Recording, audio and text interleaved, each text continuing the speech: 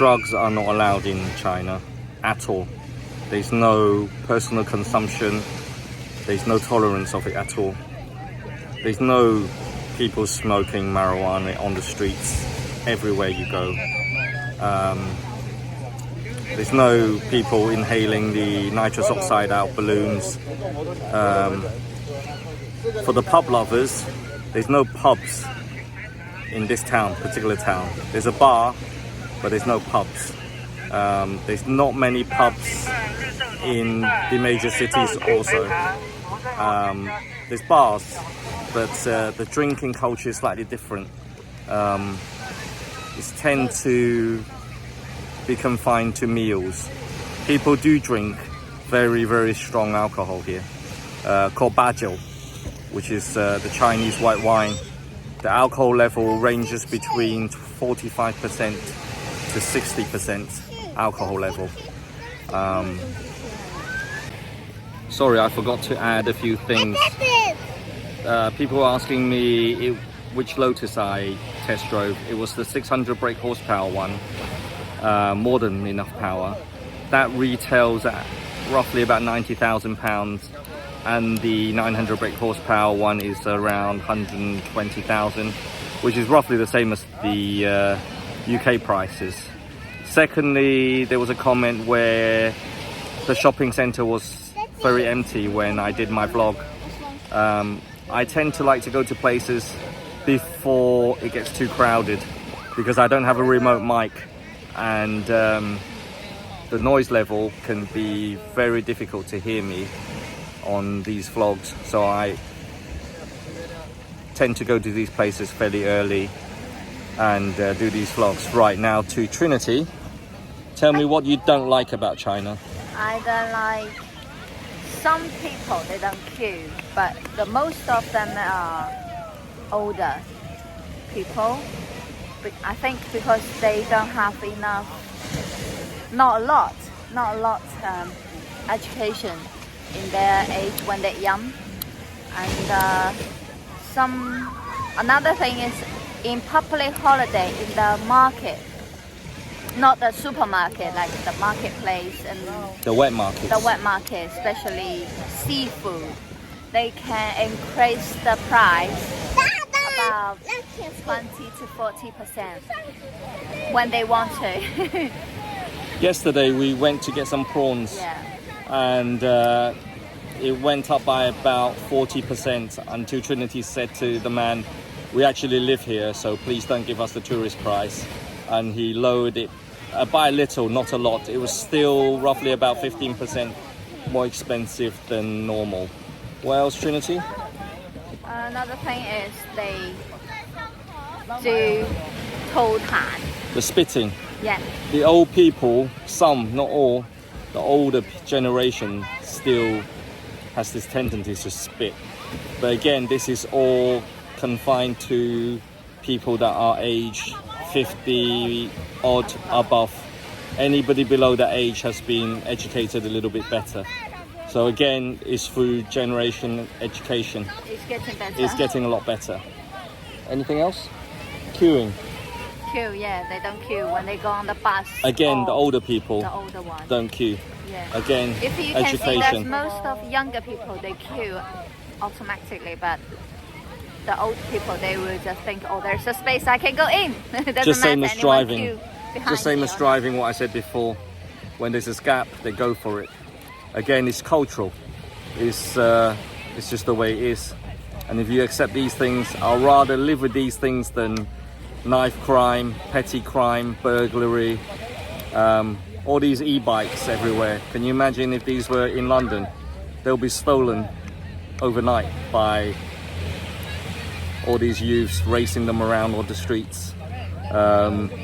We left the keys in our e-cart for over 4 hours, came back, nobody cared. Some chap was trying to fix our headlights for some strange reason yesterday, because our headlights wouldn't switch off. And he was sitting in our cart waiting for us to tell us. Okay, let's have a little chat. I decided to start this vlog for various reasons. I came across some YouTubers. His name's Daniel Dumbrell. Back in 2019, he was covering the Hong Kong riots. During the Hong Kong riots, I felt there was something not right, but really couldn't get the news or the truth about what was happening. In general, Hong Kong people are not violent, but the riots or the protests began and the riots soon followed. The riots became very organized, which in my opinion was very suspicious. But that's another conversation for another day. So if you get a chance, follow Daniel Dumbrell. He was my first inspiration to start a China vlog. And then I came across a chap called Cyrus Jensen. He's also very, very good vlogger. And for the everyday life, there's a chap called Guilo60, and also a father and son team called the Barrett Channel. Give these guys a go. They're a lot more professional than I am. This is the beginning of my YouTube channel, so please forgive my mistakes and dodgy videos. Give me a chance and I'll try to improve. But during my career as a taxi driver, everyone seems to jump on the bandwagon, whatever is fashionable at the time. During COVID, everyone was a medical professional. During the war, the Ukrainian conflict, everyone became geopolitics experts. But a couple of chaps that I carry around with me, I wouldn't say carry around with me, but I drive them around, that push me into this direction of showing the truth about China. Let's not use real names, but let's call them Peter and Steve for argument's sake. They were banging on about China, freedom, democracy. Everyone's been surveyed, everyone's CCTVs everywhere. And after about 6 months of this non-stop BS, I just gave up. I just couldn't be bothered to engage in these conversations anymore. An example is that they like to bash on about Taiwan. Now, let's rewind. Nobody cared about Taiwan about, say, 5 years ago. But in the last 5 years or so, everyone's banging on about Taiwan independence, Taiwan democracy, Taiwan this, Taiwan that. Now, I've been to Taiwan myself. I have friends and relatives in China, in Taiwan. And everyone in Taiwan generally wants the status quo. They just want it to remain the same, self-governing, and everything remaining the same. It has been for the last 50 years, and it's worked very well. But because the Americans have to drum up a war against China, so now suddenly everyone's banging on about Taiwan. Now let's get this straight. In 1972, President Nixon of the United States signed a Shanghai communique which recognizes the One China policy, meaning Taiwan is part of China. This is still currently on the US government website. One China policy. Look it up for yourself. Every president has recognized that communique. Even the present administration, Biden himself, says he recognizes the One China policy, which means Taiwan is part of China. It's self-governing, it doesn't mean it's a country. Hong Kong is self-governing, Macau is self-governing, it doesn't mean it's a country. I was just sick and tired of people saying Taiwan is a country. When you try to explain to them it is not a country, it is a province of China, it's just self-governing, then they switch to, but Taiwan has a flag. Let me ask you this. Wales has a flag. Scotland has a flag. Doesn't mean they're an independent country, does it? So use a bit of common sense and do your own research if you are really that interested and bothered about the situation. So that's enough about Taiwan. I will do another little chat with you at a later date about it all. But my vlogs are really aimed at showing people that are interested in the real China. Freedom and democracy. There is no voting system in China. Yes, on the surface it's called the Communist Party of China, CPC. But the Western propaganda machine always calls it CCP for some strange reason. But the only reason I can think of is because it's very close to CCCP. But the real terminology is CPC. So if you're going to rant on about China, get your facts right. Communist Party of China, CPC. Now, these particular chaps have these discussions about China with me. They've never been to Asia, they've never been to China, but they seem to be experts at it. That everyone works for food tokens. They don't work for money, they work for food tokens. Where the hell did they get that from? I have no idea. But that's the propaganda they've been fed. Yes, China's full of CCTVs everywhere, but so is London. London has the most cameras per capita in the whole world. Don't hear anyone banging on about that. Cameras everywhere in London. But China is watching you. Big Brother's watching you. Do you think they really care where I go every morning for breakfast? What I spend my money on? And what I think. Now, China is not the perfect society. Far from it. Just like what I showed before, the litter on the beach. But these are education problems that the older generation never got the information of how harmful it is to the ocean with all these plastic bottles and plastic bags. But the government is trying to put out a lot of advertisement and education videos regarding all this as more and more people flock to the beaches on public holidays. I'm just saying whatever comes into my mind, really. Another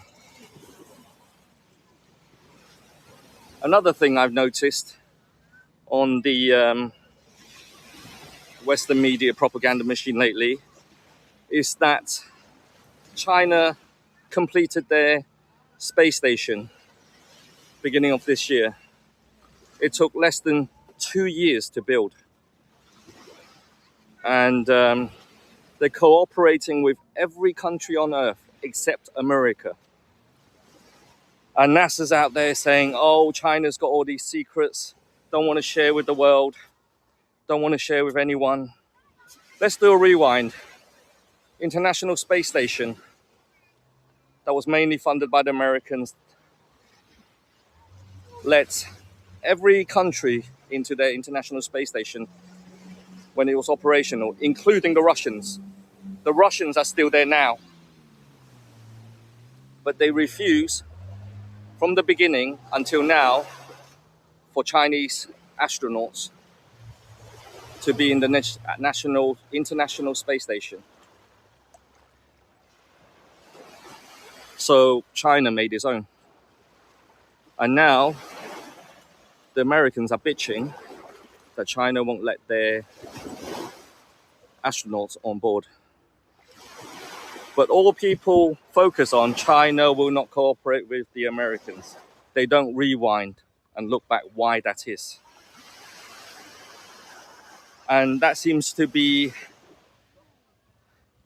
Western propaganda machine. They feed you what they want you to hear. The Chinese space station will be the only space station operational when the ISS finishes its time in space. Now there's a race to the moon. No one cared about the moon for years until China announced they were going to build a moon base on the moon. Now suddenly everything's, oh, China wants to take over the moon, China wants to do this, China wants to do that. Again, double standards.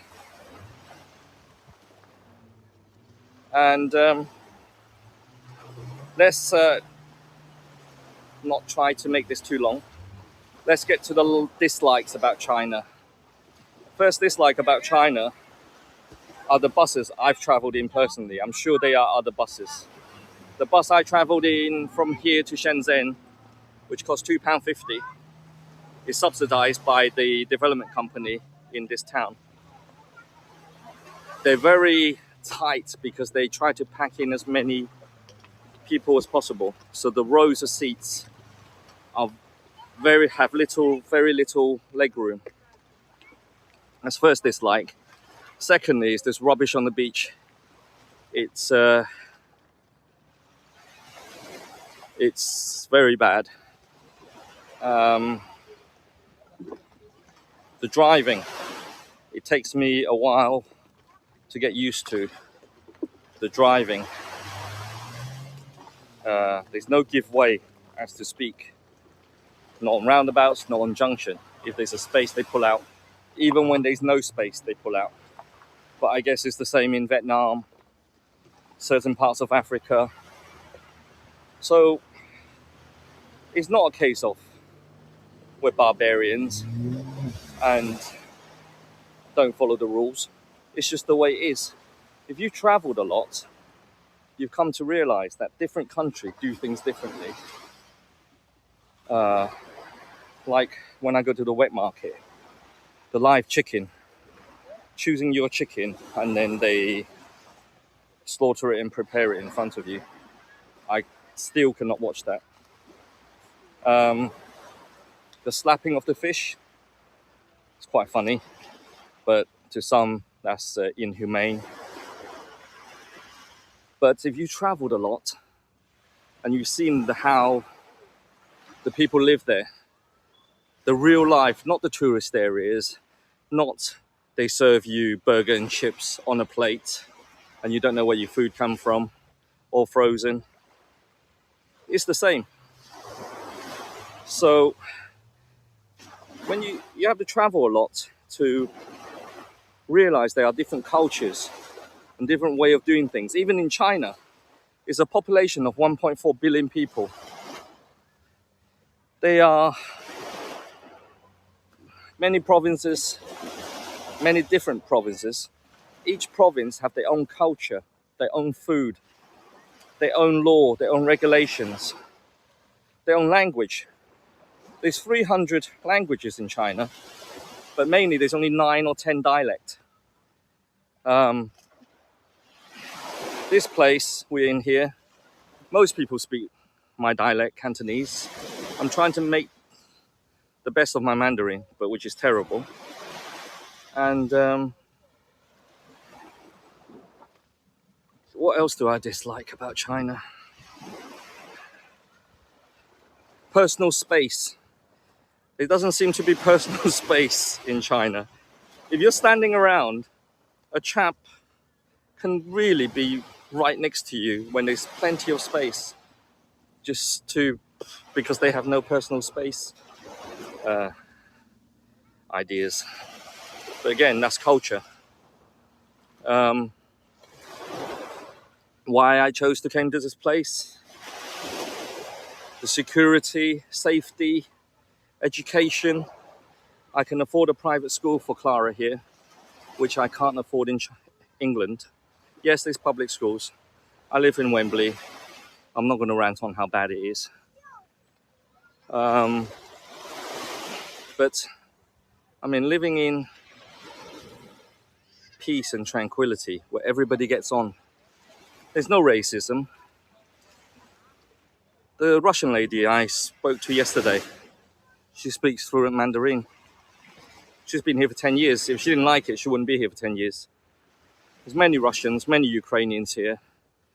Lithuanians, Americans, Brits. Not so many Americans, but this is because this is a small town. I'm sure in Shenzhen and Guangzhou there are plenty. Everybody lives in peace. There's no banging on about freedom of religion, freedom this, freedom that. Everybody just gets on with their lives. I go where I want, do what I want, eat what I want. The one-party system in China, I think, is an advantage because they don't spend half their term worrying about the next election. They want something done, they do it. The 3-year lockdown for COVID, agree or disagree, I'm not in a position to say what's right or wrong. Every country has their policies. I think China did a good job. They saved a lot of lives. There's 1.4 billion people, and if they let COVID run rampant, imagine the deaths into their millions. But again, I'm no expert. I'm just on the ground.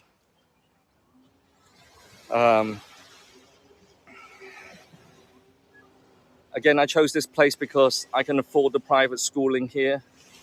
I can afford a property here. Since COVID and the collapse of Evergrande, which is the second largest property developers, I believe, in China, the property prices in some of these places have crashed. We picked up a place 40% cheaper than what the owner paid 5 years ago when it was new. But this is just one of the many towns that have this mega property crash. But the major tier 1 cities seem to be immune to this property crash. So places like Shanghai, Beijing, Chongqing, Shenzhen, Guangzhou, the property prices never really dropped that much, or is even recovered by now. I think I've gone on far too long than I want to, so I'll carry on next time. Thank you for watching and listen to me rant on.